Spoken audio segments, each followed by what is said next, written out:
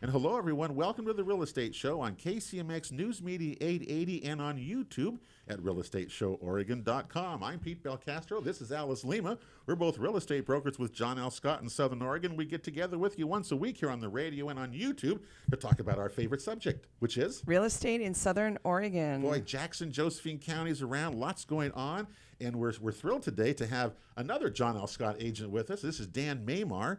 And Dan has been an agent. Well, you've been around a long time, man, haven't you? I've been an agent since 2003. Since 2003. Man, you're still doing it. You survived. I know you survived the great crash and all that stuff. Yeah. But you're different because you bring so many skills to the table because you're a forester. How did that happen with you? How did that come about? Well, I was a timber buyer for Roseburg Forest Products for about 10 years. Okay. And I was responsible for Jackson, Josephine, and all of the east side of Oregon, procuring Wow. logs for Roseburg Forest Products. Well, that's a big company. It was. Yeah, it And, still is. It still is. It still is. Even bigger, probably. Yeah. The amazing thing was that I did learn some skills in real estate. Not only was my dad a realtor, but I was responsible for buying timberland. Okay. And I did one project where we bought 500,000 acres of timberland. Wow. And I spent a month in a helicopter. It was really fun. But it was very interesting. And but there were so many projects that came up. I'd have somebody call up who wanted to buy a piece of property, and they'd say, "How much can I buy this property?" I have $500. Yeah. And I go, "Got $500? You can buy a piece of property. I'll fund the money." So I was kind of acting like the bank. Yeah. Interesting. So anyway, what I would do is I would help them buy the property, and we would get, and the timber was the collateral on the note. The timber was used as the collateral. Right. Well, we get lots and lots of questions. I mean, from buyers who ask, especially those in rural properties, or see 10 acres, 15 acres, whatever amount of acreage this is, and there's timber on it, right? There's a lot of timber out there. Yeah, and they want to know how that works into the value of the property. One thing that I would caution people to think of is like, there's a property value that is just the bare land, with no trees on it, no seedlings, Right. nothing, and then you kind of build value up from there. You can't have that bare land value plus the timber value. You can't just add two and two together Doesn't necessarily. work. No. Why it doesn't not? work. Because there's a lot of different variables. For instance, Oh, gotcha. It's about things logging like costs, move in. how many trees there are per acre, the type of tree that's there. All sorts of things go into that calculation there.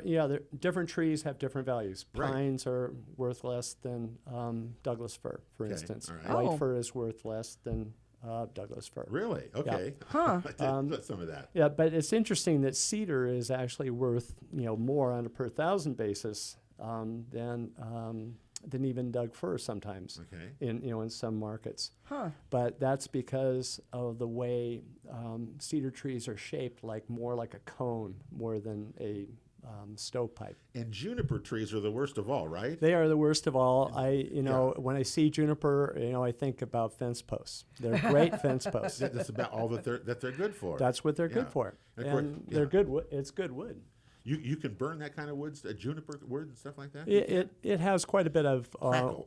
Oil in it, I Yeah. think. Crackle, what Yeah, they I call that would. thing. Yeah, I wouldn't burn that kind of wood. Because So- that would mess up your chimney, probably. It would, Yeah. In our area here, what are the predominant species that we have in our lands that are Jackson, Josephine County, the rural property lands? What specific do you know that are on them generally? Most of the land in Jackson and Josephine County is Douglas fir, ponderosa pine. Up at the higher elevations, you'll have white fir or hemlock. That's pretty much the main species, and we have some minor species like Engelmann spruce, but they're very scattered and relatively rare. But they do exist. Mountain hemlock is another one. See, those different. Could you identify any of those? If they lined up here, could you identify Me? all those? Yeah. I know what a sugar pine is Yeah. Okay. because of what the zipline guy taught us. So yeah. That's yeah, it. sugar pine, or Sugar pine? they're kind of in the mid slope. They won't grow Okay. quite as low as ponderosa pine, but they will grow up a little bit higher. It's a 5-needled pine. It's a soft pine. It's more of it's not a white pine, but it's lighter than ponderosa pine in the wood. Do you see people who buy things? And Alice, you sold properties this way. Do you see people with, again, treed properties? I tell people when I look at them, gee, I wonder if that should be thinned. You know, fire Yeah. protection, things like that. Is thinning? If you have a 10-acre, 20-acre place that's treed, what do you do with that kind of thing? I like to kind of look at the trees individually. In what I have done, I've actually gone out and I've splashed paint on the trees that I want to take out. Take out. Sure. So it's sometimes I take the bigger trees, sometimes I take the little trees, just to kind of space everything out, and but just trying to give just trying to thin it to what the forest. So there's a needs. real art to that then. There's a little bit of art, and Huh. but it's but generally if you do half of the big ones, half of the dominant and co-dominant. And let me describe dominant trees. Thank Well, you. Okay, it's trees that are fully exposed to the sun. A co-dominant tree are like two trees growing together that basically have full crowns on one side. Okay. You have intermediate trees, which are kind of midway in the canopy, and then you have suppressed trees, which are underneath all the other trees surrounding it. So we're going to buy a property. Say you buy a 30-acre property or a 10-acre, 5-acre property. It's treed. You've got different sites. If you can't walk around it, my thing is if you can't walk around your property easily, because it's growth so much, you got a problem. Is that a fair statement? Not necessarily. No? I mean, Okay. yeah. But no. don't the wildfire people, yeah. don't they want a certain clearing or height or There is, for your fire protection? what I've seen happen in the counties, Loma has done a lot of restoration work, Yes. fire prevention. They've taken out mostly the suppressed trees, I would say, all the trees that are right in the understory. Okay. And, so they've opened up the forest to some extent there, and they've eliminated all the ladder fuels that, from the ground. That Because if I'm on my private property, I want to do that. I would think. Yeah. I would think I would want to do that. Right. But that's not necessarily, the best in in every tree Okay. situation. Oh, I see. Okay, what you're saying. Sometimes you want to, okay, I've got two really dumb trees, right here, that have, they're rotten or they're broken in some way, shape, or form, and then you have a young one that's kind of a young tree. It's Okay. looking pretty good. You might want to encourage that one to grow. Okay. What is what's the value of a big Douglas fir? Well, define big. Define big. This Okay. big. I don't know. So- What's something like that worth? I have no idea. Well, let's kind of think about, okay, the market last year was spectacular. We were getting $950 a thousand per board foot. Board foot. Okay. It's per 1,000 board feet. Okay. And I'm not going to go into that definition So- because so- it's yeah. way too That's all right. complicated. Yeah. But those trees were going for $950. Say like you had logging costs at $200 per 1,000, and Okay. maybe $3 or $4 for timber tax. Okay. So Timber you can tax. expect maybe $700 per 1,000. Now a 1,000 board foot tree is a 96-foot tree, to a 6-inch 96 top. foot tree. Okay. To a 6-inch top. And a rounded And at the base, it would be about 28 inches. 20 inches. 20 inches. 28 inches diameter at breast height. Okay. Now, diameter breast height is defined as at a diameter at 4.5 feet. Okay. All right. So they're worth some money. There was some money. There was some money. Okay. Yeah, All but you right. start adding it up. It's you can have 400 trees per acre, and Right. I've walked into stands that were 70 years old that were just, it was really good site, and the trees were just crammed in there. They're limbed up. We used to call them bastard growth because they're not old growth, They're but not they're old, not right. young growth either. But just beautiful stands. And those can be running 60, 70,000 feet to the acre. Okay. Now, I've seen people, if you drive up some of the, the creek roads, like Sardine Creek or Thompson Creek or any of those roads around, and I've been in Jackson, Josephine, and even up in Douglas County, and I see coming across some place they're still clear-cutted on private land. Right. Is that still, you can do that, correct? You can do that. You can take every tree off your private land if you want to. Yes, you can, up to a certain limit. And there are different limits, but yes, you can. And you can, but when you start clear cutting, you have a reforestation responsibility. Even on on your private land, Absolutely, you do. absolutely. So all these areas that we see around us that have been clear cut, yeah. Is there a year they have to start planting or something? 'Cause I've seen some terrible looking. I mean, let's face it, there's some terrible looking areas. They're still out there that have been clear cut. Right. Well, within 7 years, those stands need to have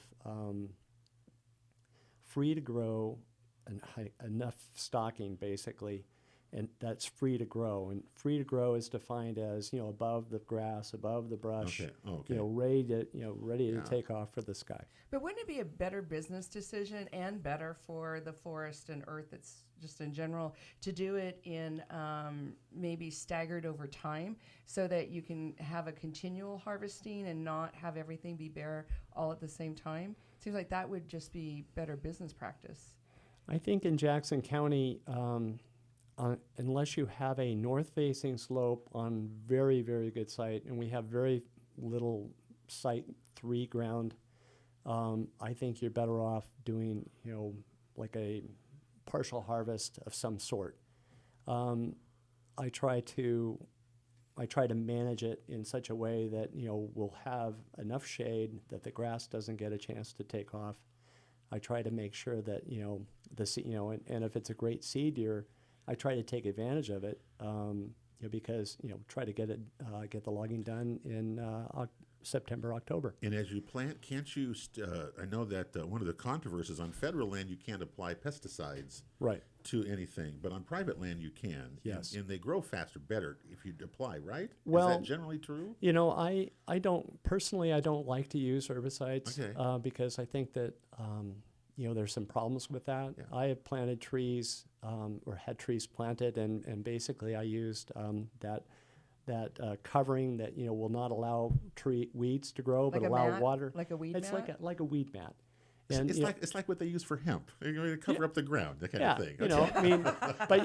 but they do decompose over time. Okay, But they actually really give those seedlings a great shot at But you'll see the grass trying to grow right next to the trees, and you just yank it out. Well, just a little bit of care, and it's amazing what you can do with your land and how you can prepare it and keep it and have it productive, Right. which is what so many buyers want when they move here. They want to have that experience of with the land. We're talking with Dan Maymar today on the Real Estate Show. Dan's a broker with John L. Scott, with Alice and I here in Southern Oregon. He's also a forester, and we're getting his perspective about small woodlands and forestry properties that abound in Southern Oregon. We got a break. We're coming right back after this.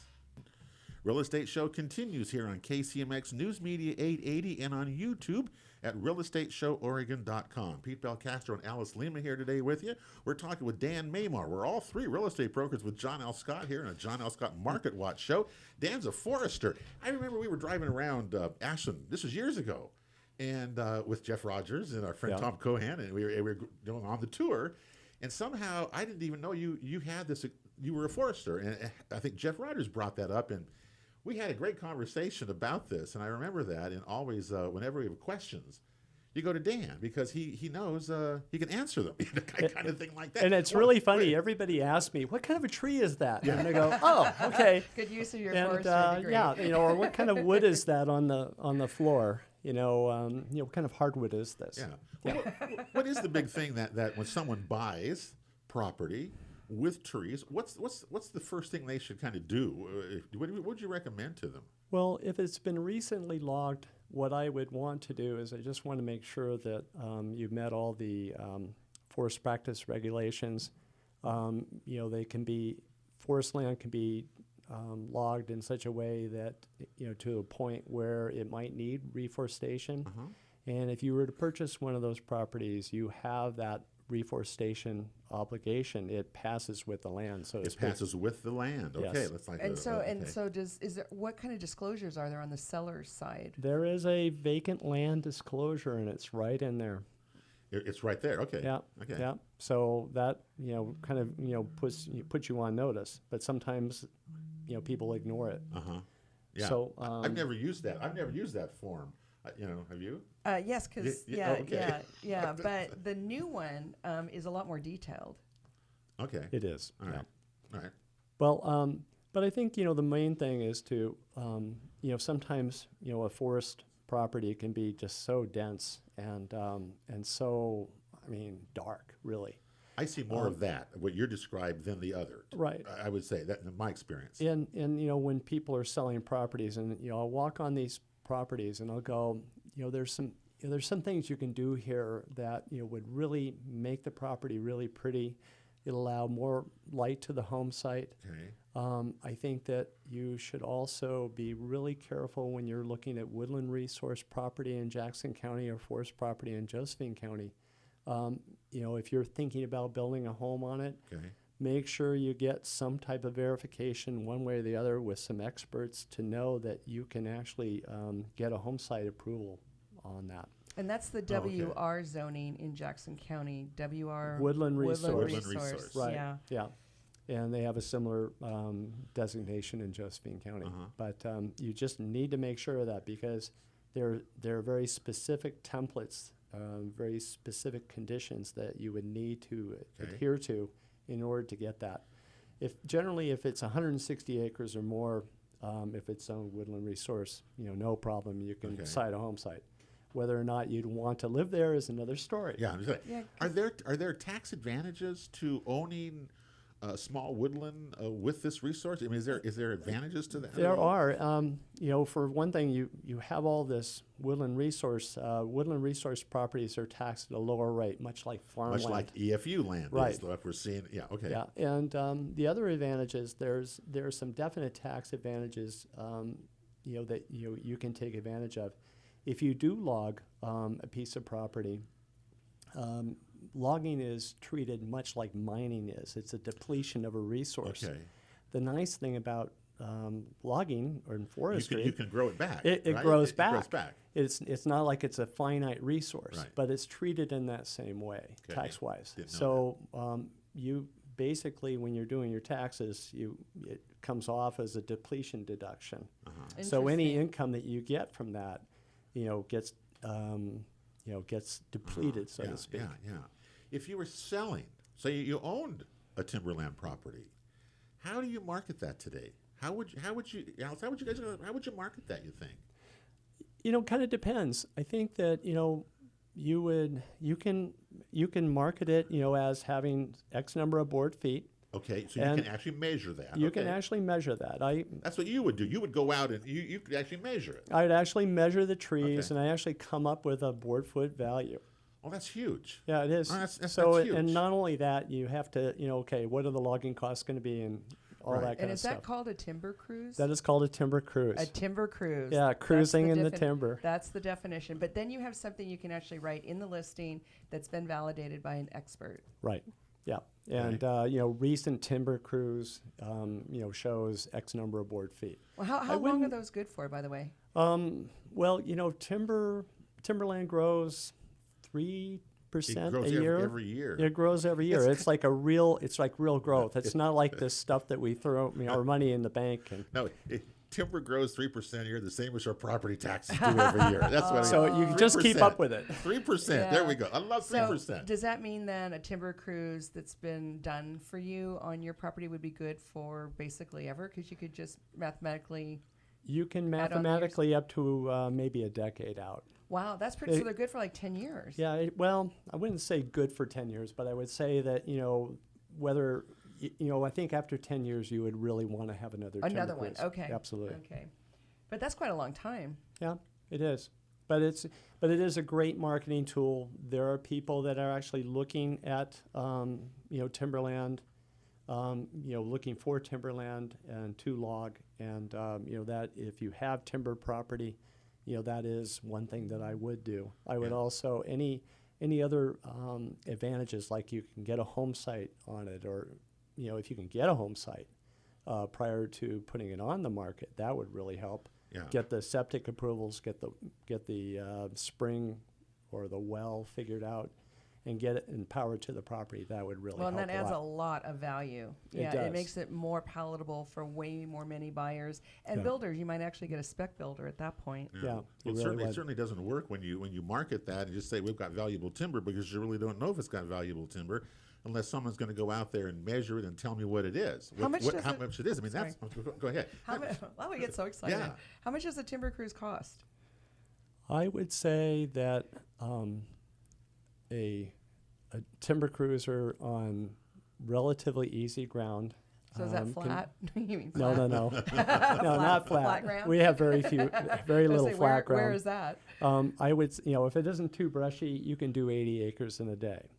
So, Okay. I mean, that's a good long day. That's 8 right. hours of, really working hard. And cruisers are generally $150 an hour, just to give you an idea. And then you have the computations. And do most of the people who do small woodlands, and when you're doing this, they're using a certain method to recover the timber? They're not just going in and blowing things up, but how are they harvesting, I guess, the timber today? Is it more environmentally better, or we hear all these sorts of different What kind stories of about it? equipment and On the smaller power. timber, like generally under 24 inches, mechanical feller bunchers are so amazing.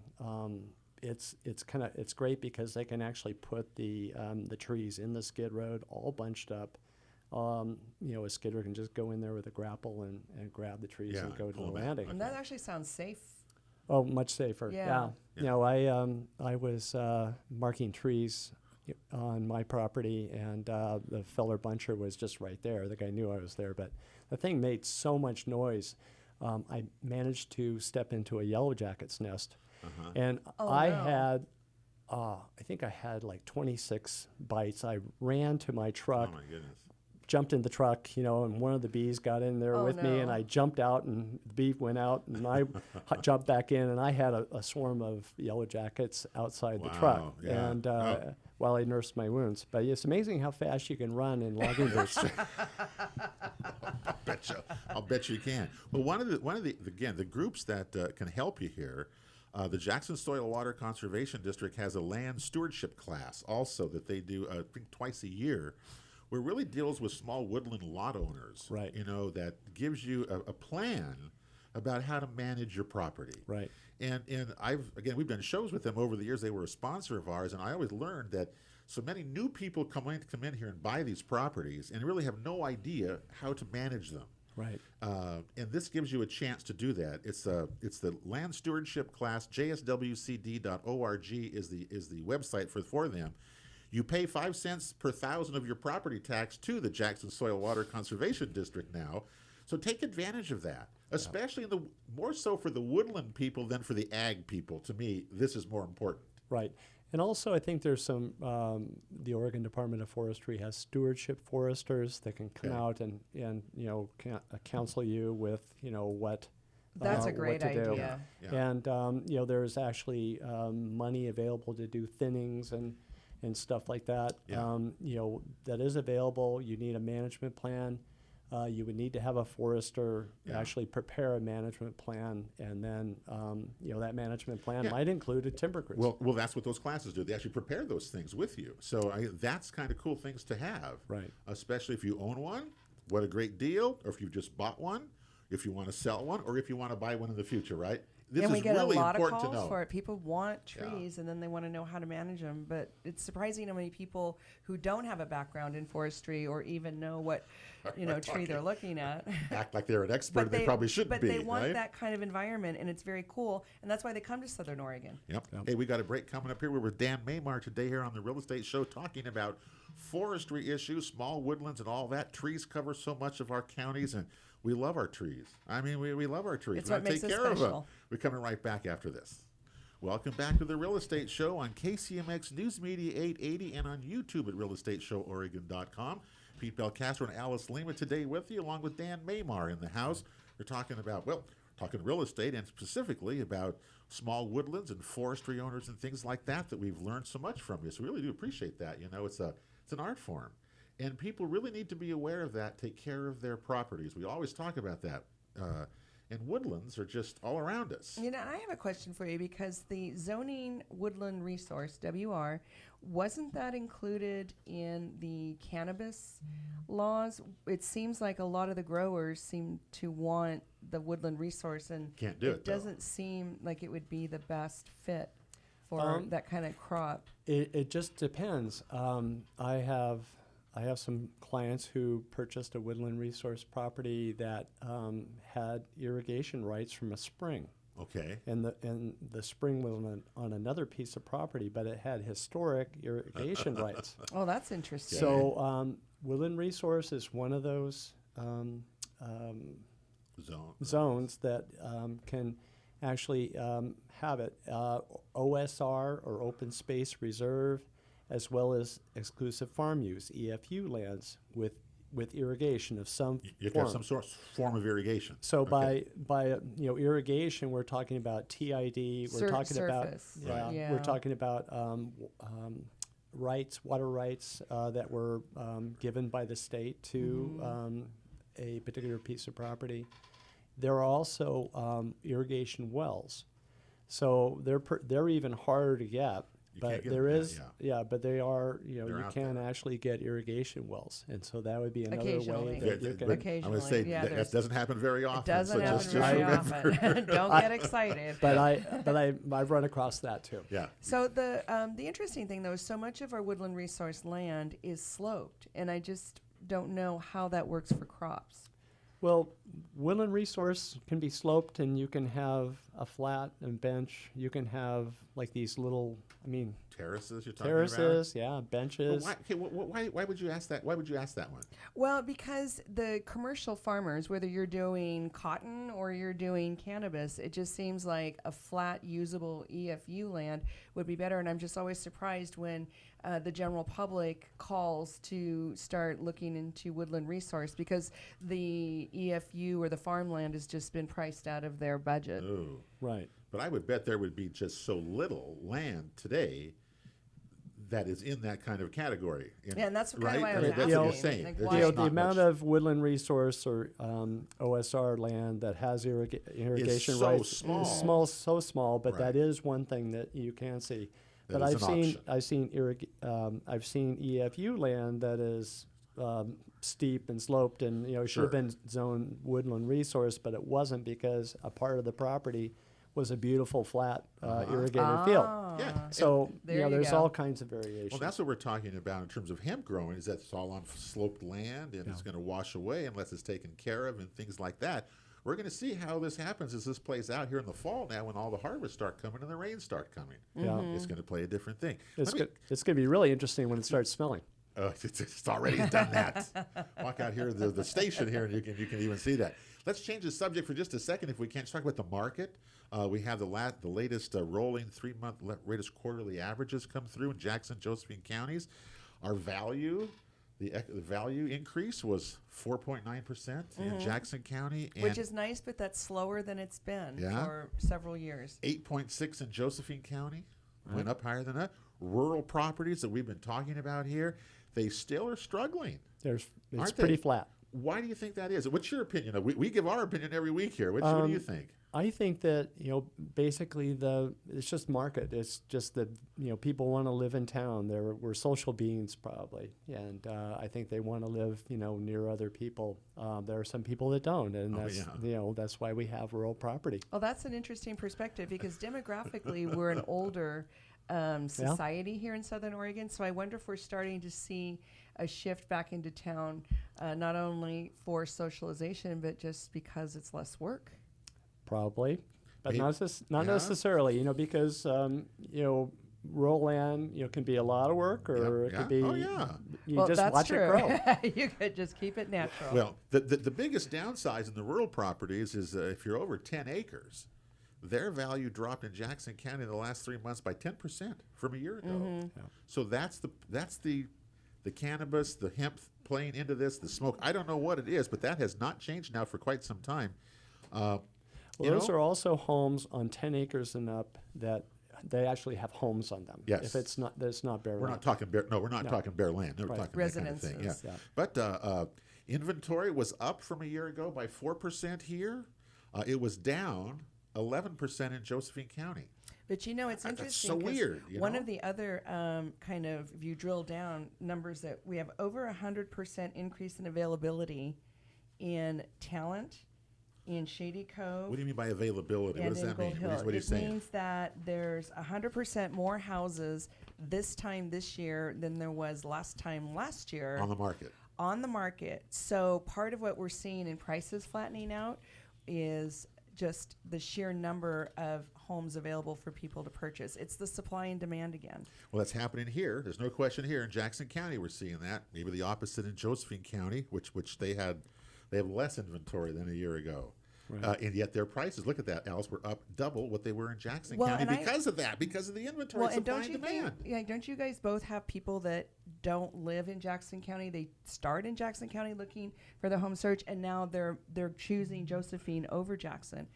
I have That not hit- had that. Oh, happen, it's no. happening Well, a lot. I have them Yeah. going to Jackson, Yeah. then they go to Josephine, and those, they can't find anything there, and it's pretty hard in Josephine County to find stuff.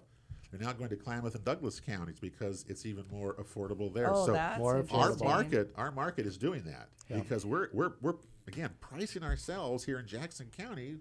We only have so much that we're doing, and the demand is pretty high here. I track the stats for Ashland City. Okay.